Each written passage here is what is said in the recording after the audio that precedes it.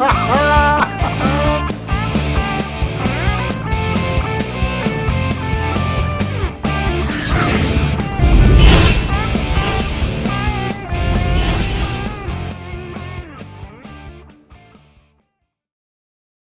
you are, wherever you are, whatever you're doing, and whoever you're doing it to, hope you're having a good time doing it. I'm Bushka on Blitz, and I'm here today to talk to you a little bit about this fine gentleman, the T62A.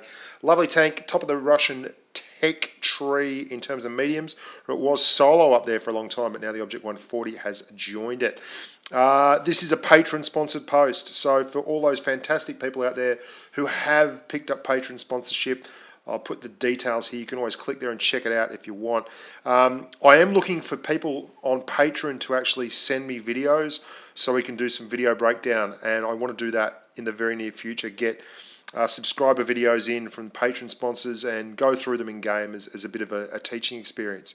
Now, the 62A was actually the first review I ever did. It was the inaugural review on channel, but it was absolutely horrible. I was just very lucky that I ran the tank into the ground and I had a 60-odd% win rate in it, and really I hadn't had that many tanks at the time. I was a terrible driver, and as such I thought I knew what to do with it, and I thought I'd tell the world, and I was really super aggressive with it, which was a terrible option. It was just luck, really. After 80 odd games I was just very lucky, and I pulled the review from channel not long ago, or actually quite some time ago, but not long after that, when I realised that it wasn't a sustainable play style and I didn't know what I was doing with the tank.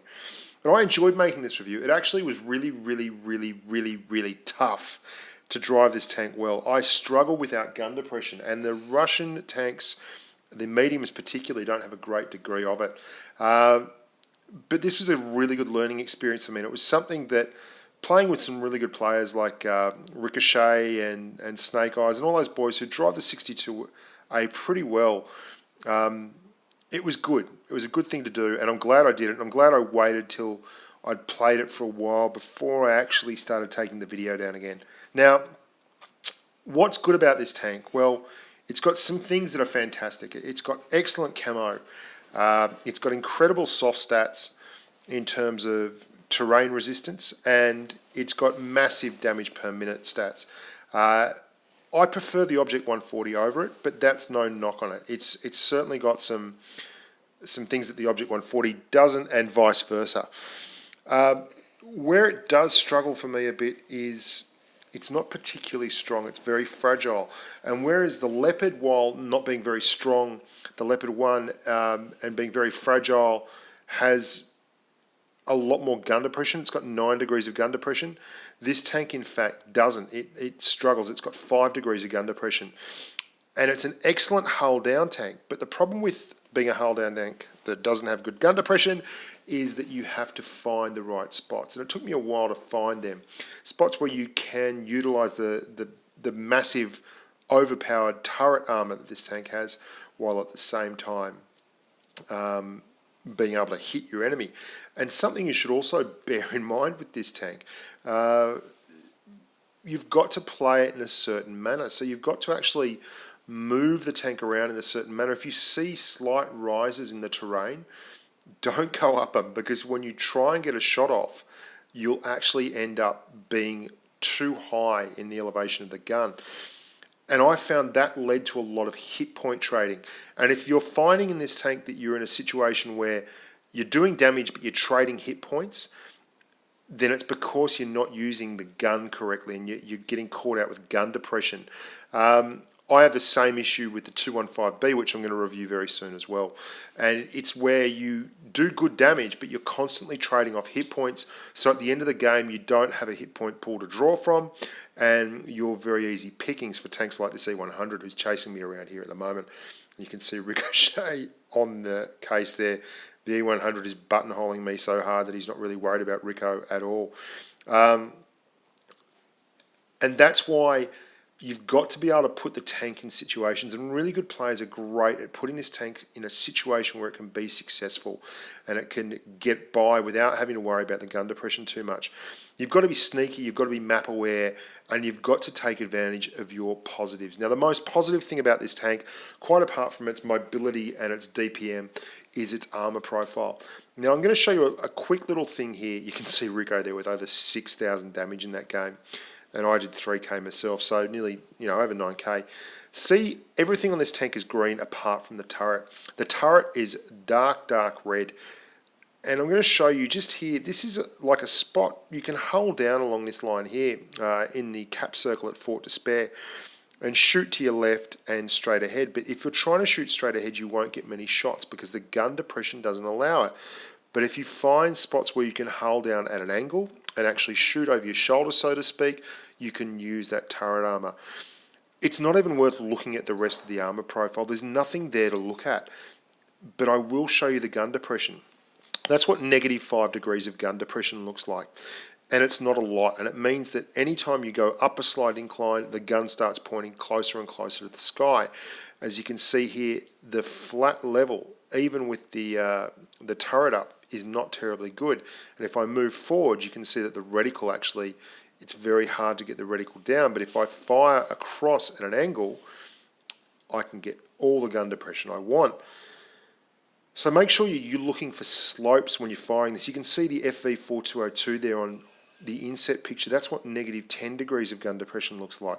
And that's why if you're used to playing FV4202s or M48A1s or M46 patterns or M103s or T34s or even the Tortoise, you'll be used to playing tanks that have superb gun depression. What this tank has though is crazy DPM, damage per minute stats, and it's a tank that can actually put those damage per minute stats to work. When you're circle of deathing other tanks, or going around slower tanks in circles, or sneaking up behind tanks and just dropping the damage on them, you'll put out over 3k. That's a huge number.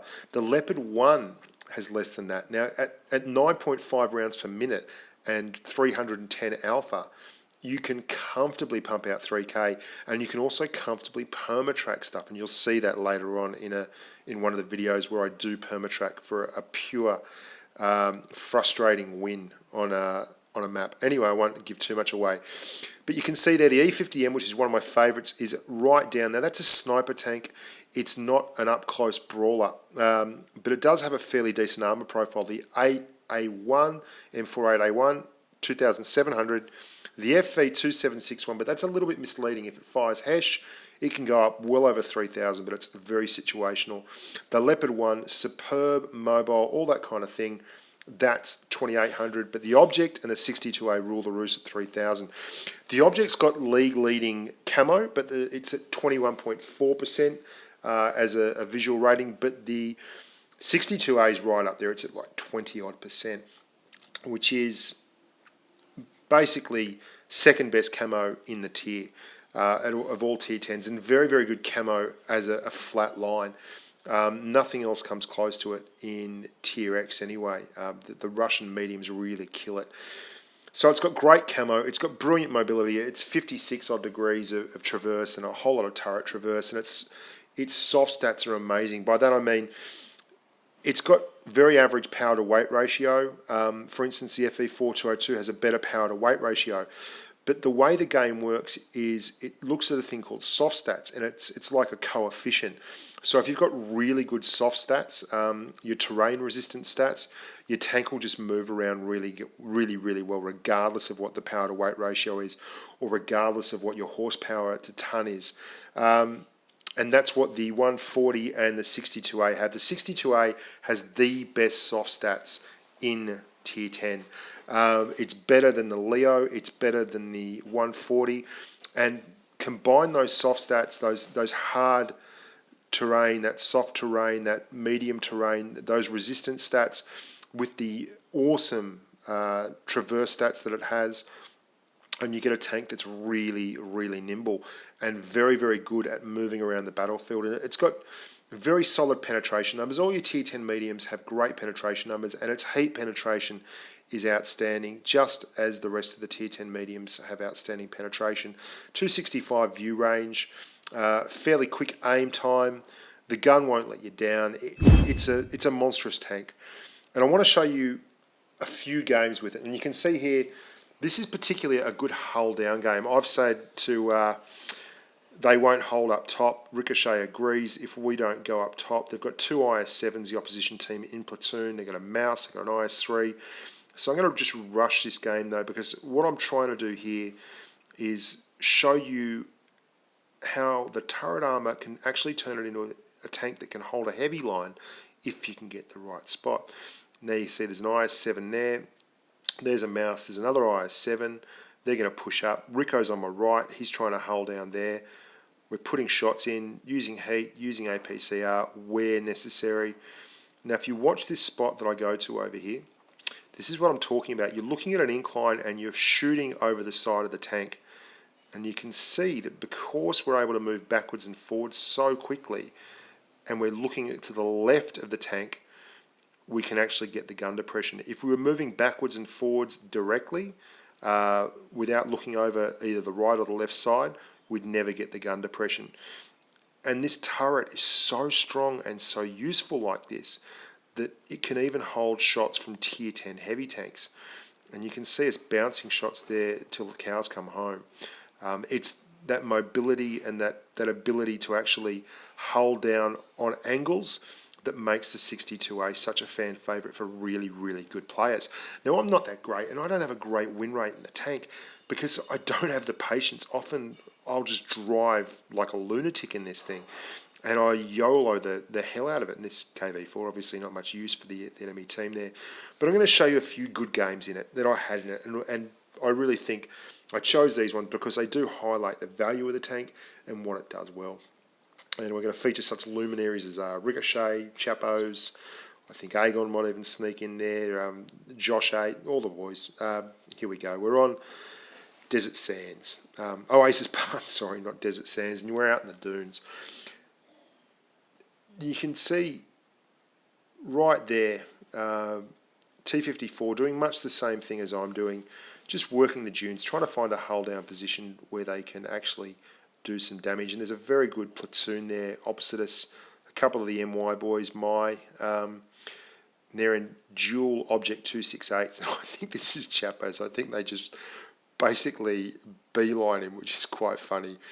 I hit one as they go past, but they are right into Chapo's.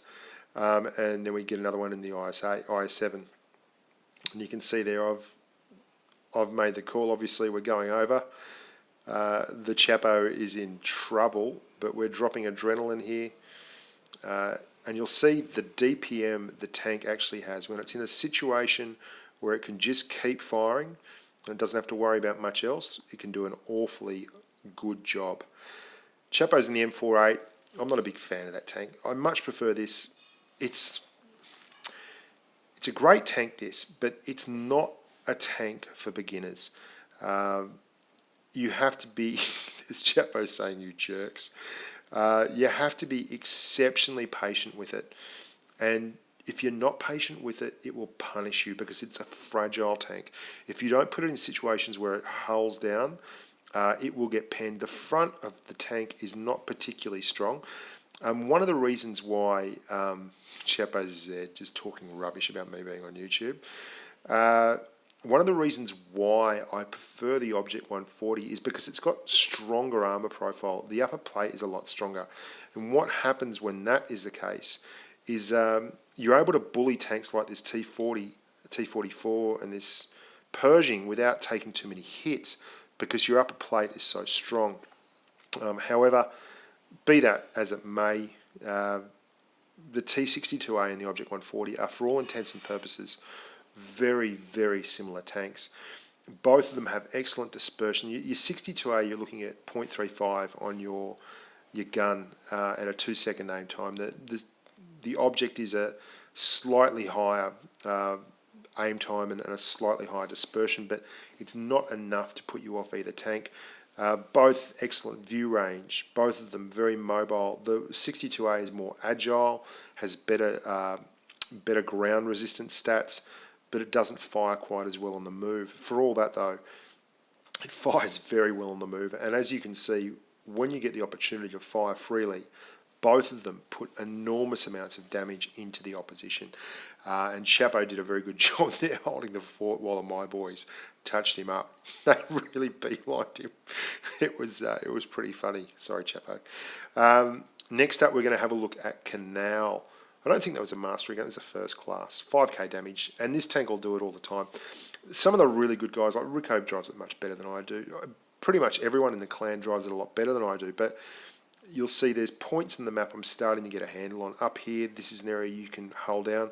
This Leo is absolutely desperate to get involved. We're going to humour him. Trying to angle the tank all the time. When you angle it, it does raise up your, make it a harder place to penetrate. You can see like the front of the T54 there, when it's at a slight angle, it turns red, and I'm not blowing heat on these dudes. I've got to say, the more heat you carry in a tank like this and the T54, the better off you'll be. But I'm not a huge fan of heat, mainly because I just can't be bothered spending the credits. If you do drive with a lot of heat, this tank will be fantastic. Now, all over here, it's all hull down stuff, and you can see me doing it. It's very, very simple, very straightforward. But we're using that area ahead of us to hull down, but we're at an angle. Again, you have to switch to heat to pen the Jagdpanzer E100. It's very, very strong. But because we're at an angle, it's very, very easy, and it's just the right height to move backwards and forwards without causing ourselves too much strife. Now, I was at something like 48% win rate in this tank, which is embarrassingly bad for a tier 10, especially after it was at 62 odd after 80 odd games. But I never adjusted my playing style on this tank, and I played it for multiple hundreds of games afterwards, just driving it because it's so quick. And before the Object 140 came along, it really, and the Leopard and everything else, it really did rule the roost in terms of pace and agility at tier 10. And I just couldn't, it's intoxicating to drive it. But you'll see in all these videos how much less aggressive I am with it these days. And I just, making the video, I dragged it back up to 55 odd %, and it's going to end up at 60 or something for me eventually. And I really didn't like it for the first 20 or 30 games after I tried to do it, getting footage for the videos, but persevering with it taught me how to play the tank. And it's important that those lessons are passed on to you guys, because I think this is one of those tanks that's mythically enhanced. It's legendary. Everyone believes it to be this incredible thing, and it is an incredible tank, but it doesn't overpower. It nicks and snipes and takes away 50-60% of your hit points here and there, and moves and relocates and finds a good position and comes back and does it again. And if you watch the mini-map and stay aware of where everyone is and your opportunities, they will arise, and you will get to sneak up on people like this Jagdpanzer E100 and get them in a really bad position, but you won't do it in the first minute of the game. You've got to take your time, because if you don't, what you'll do is hit point trade. And if you're screwing with the gun depression, or you're trying to be too aggressive and you don't watch it, you'll hit point trade, and then you'll be in strife, because when the end of the map comes at tier 10, there's a lot of tanks out there that will do 600, 700 hits, and they can really put the heat on you. So, no pun intended. So you can see they're nearly 5k again. And none of that was a particularly aggressive 5k. Now this map, it's got a couple of funny occurrences. I'm with Pimp Daddy here. Another good spot for the 62A. And I'm really glad that people kept bugging me for this review. If I hadn't have gone back, and I mean, win rate's not that important. I quite often get suckered driving tanks for review that I just don't like. And I always liked this tank, I was just never good at it. And look at this idiot in the PTA. He really annoys me. He's blocking me. He's oblivious. He wants that spot. He doesn't care. He's just going to go out there and he, costing me hit points. He doesn't mind. I'll show him how it feels. But then I obviously don't pursue that course of action any further. But making this review, and because people kept asking me, and you guys were great, a lot of people want to know how to drive this tank, because I think a lot of people, and a lot of players in particular, have the same struggles that I have with it, where it's so mobile and it's so superbly agile, and it's got such great damage and all these great things going for it, that you try and win the game in the first 30 seconds. And it's a heartbreaker, and it frustrates people. And I think I know I sold this tank. I rage sold it after I just could not make it perform. And I know I'm not alone in that. There are so many people in my clan and in my friends list who've told me they also sold the tank. I think it was Reventa who used to drive this thing like a lunatic, absolutely killed it, but he would never be as aggressive as I was in it. And I thought he was doing it wrong, but he had a really, really good win rate in this tank and did very, very, very, very well in it. But if you're not enjoying the tank, you shouldn't be driving it. So to enjoy this tank and get the most out of it, I think unless you're an exceptional player and you've got the fast twitch skills of a leopard, you need to be playing it, if not conservatively, then intelligently. And the longer the game goes, the better this tank gets. Its mobility really starts to come to the fore, and people become frustrated and over-aggressive. And like that 62A just there, you can see he's really put himself in a bad spot. And he's forced this Yag to come down and give him a hand. Otherwise, he's going to die. And we've taken advantage of just holding the line here and letting it all happen. Now, Pimpo and I are still raising hell. We're still kicking ass. But the numbers, it's getting closer. It's a really good game. It's really close. We're very, very lucky. Their E75 was AFK at the time. And there we go. We finish off their 62A. So it's actually 3 tanks on 4 right now. And Pimp's had a rush of blood to the head. He's gone up, and I'm telling him negative. Just hang on. Let me get there first. And we'll do something. But I've probably been a touch too conservative here. I should have moved up as soon as that 62A was gone. I should have just driven straight across here and could have fronted the top. And the E5 does a good job. Really puts it to me, and I miss a very easy shot just there.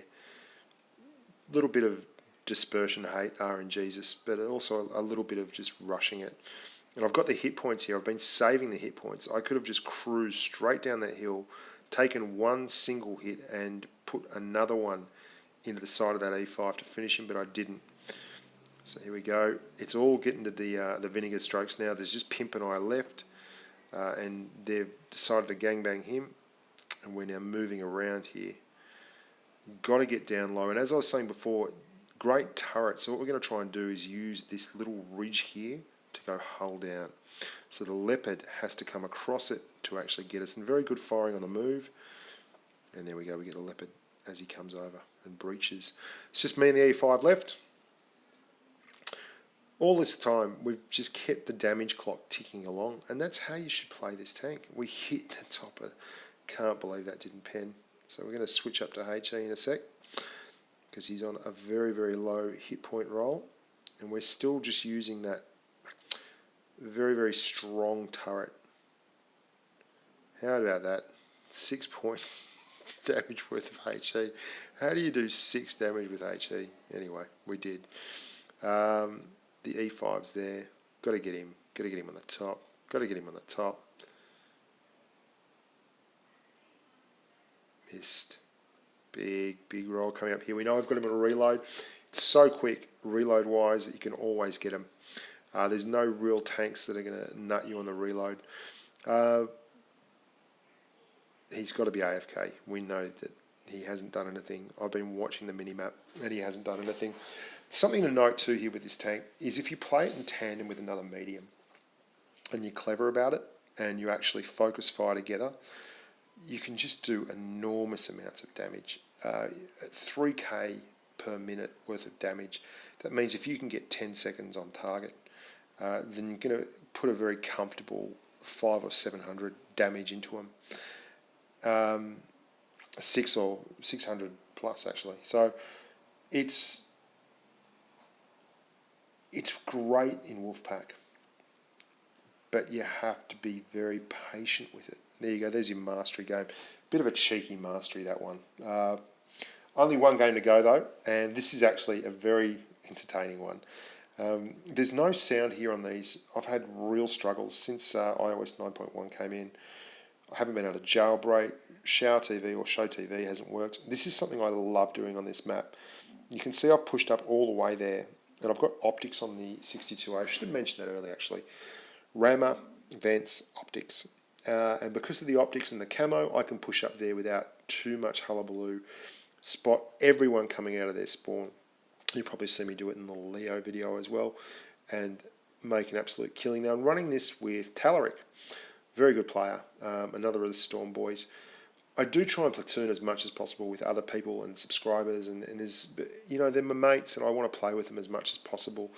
And I've got very limited game time these days, just because of, you know, kids, work, all that kind of thing. It's very hard to get on. So we're just gingerly stepping around here. You can see, gingerly stepping forward. This is the way to play this tank, and I want to get as far away from, you know, the enemy as possible so they won't spot me, and I can utilise my optics and my view range. With your view range, you're going to be running up towards 300 in terms of view range. With your camo and that view range working together, you can really, really do some damage without being spotted. So we're just moving up. One tank down each. I haven't really had much to do here, but this is what I mean by being patient. You've got to be patient. If you're not patient, you're going to end up rushing in headlong, and you'll take damage. You're not strong enough unless you hold down to not take damage. And this Leo, very lucky. We miss him completely. All ends up. The E100's not looking anywhere else. You can see me very nervous here because I know they've still got 6 tanks alive. I don't have them all spotted on the mini-map. I don't know exactly where they all are. That Leo's done very well. He's popped back out. We're just going to discretion the better part of valor. I know we've got adrenaline running, but that Leopard PTA just goes straight in front of all their heavies and everyone else. Really poor play there from him. You can see he's hit port training. He's in a lot of strife. And the E100's on the other side of those houses. Tal's doing the right thing. He's up the top. We've kind of got them in a crossfire, but they're a very strong team. They've got some good tanks there. The IS-7, the Mouse, the E100, they're really hard tanks to pen. They're not that mobile. The IS-7 possibly with the exception there, but there you go. We come around here. We want to catch the E100 napping, and we do. So we've just taken our time. It's 4 tanks on 5. You'll also know that IS-7's been taking hits, and I've been watching him. He's not moved. He's still taking damage. He's not moving on the mini-map.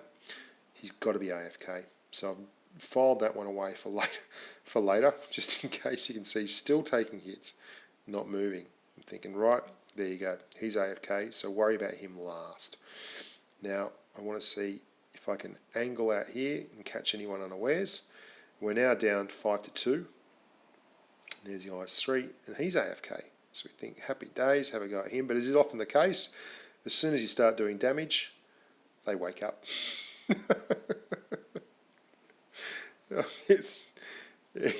Why do people do that? Kill Leopard and Mouse T64. Mate, I've got my hands full. And this is something else I want to point out. I leave this IS-3 alone. The reason I leave him alone is because we've got a lot of tanks to kill, and I can't afford to hit point trade, and I'd rather have him as a one-shot. And Tal's doing great work up the top. So we've now got a one-shot IS-3, a one-shot Leopard.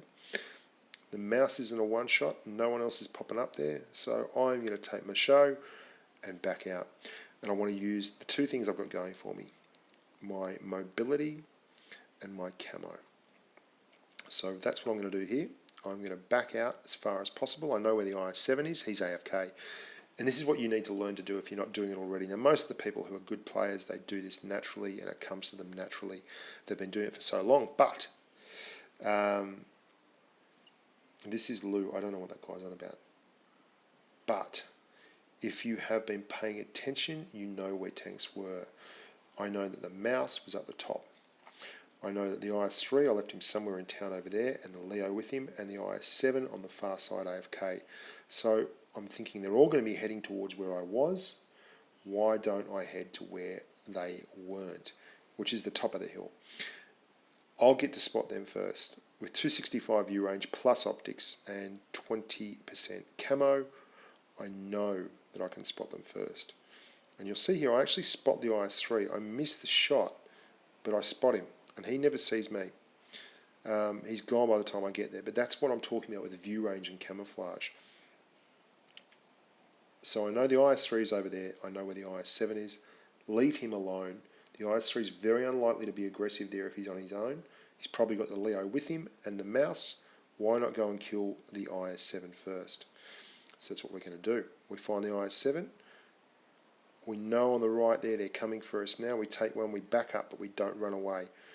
You've got time and you've got mobility. So we're just going to wait here while the IS-7 gets killed, and then we can start moving. They're both one shots and we've got the hit points.